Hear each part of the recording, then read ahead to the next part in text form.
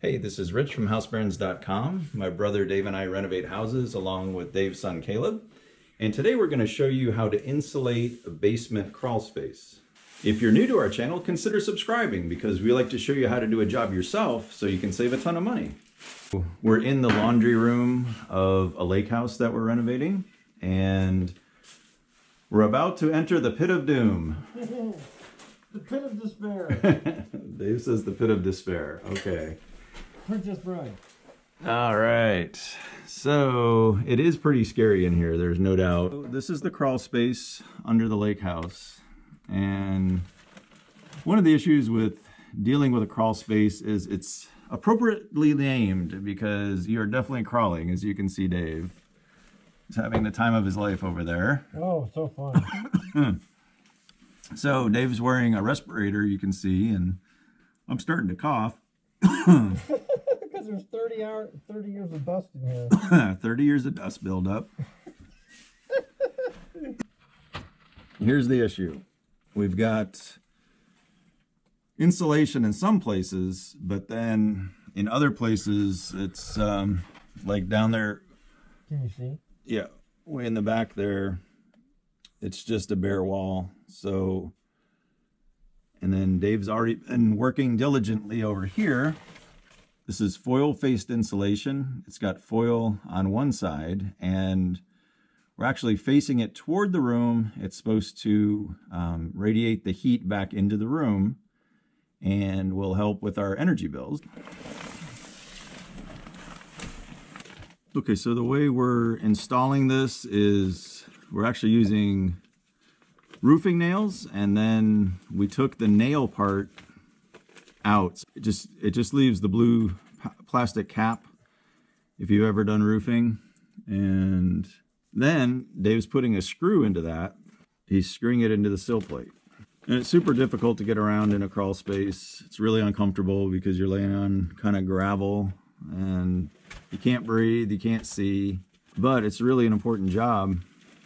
So one important aspect to insulation is that it needs to be cut to the appropriate length, and it has to fit into the cavity. So it's a little bit of a pain because you can see in this basement, the ground is sloping downward. So it means you have to measure each individual cavity and get a good fit.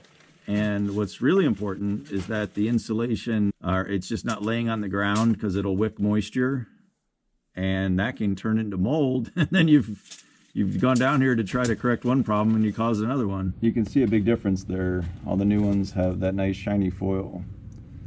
So then over there to the left, it just gets kind of gross to that point where there's none at all.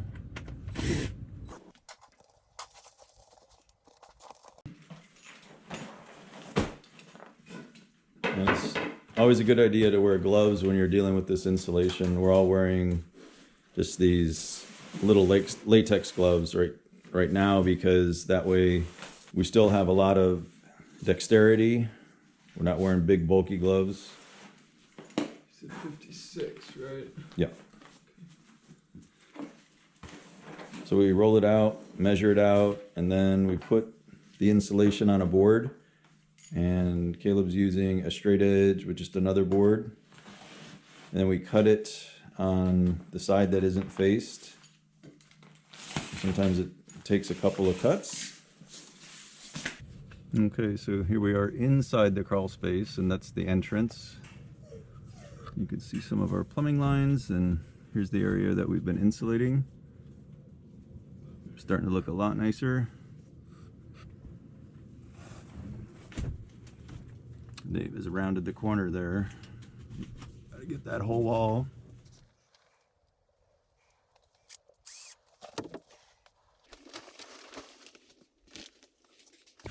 Okay, one thing that we're doing between each bat is of insulation is we're using this foil tape, and it's going to seal the seams to create like one giant blanket of insulation. All right, we're just about finished here, and this is definitely a job that you can take on yourself and save yourself a reasonable amount of money. just be smart about it and wear protective gear such as, you know, goggles and gloves, a respirator. And if you got anything out of the video, hit the thumbs up. That will help us out.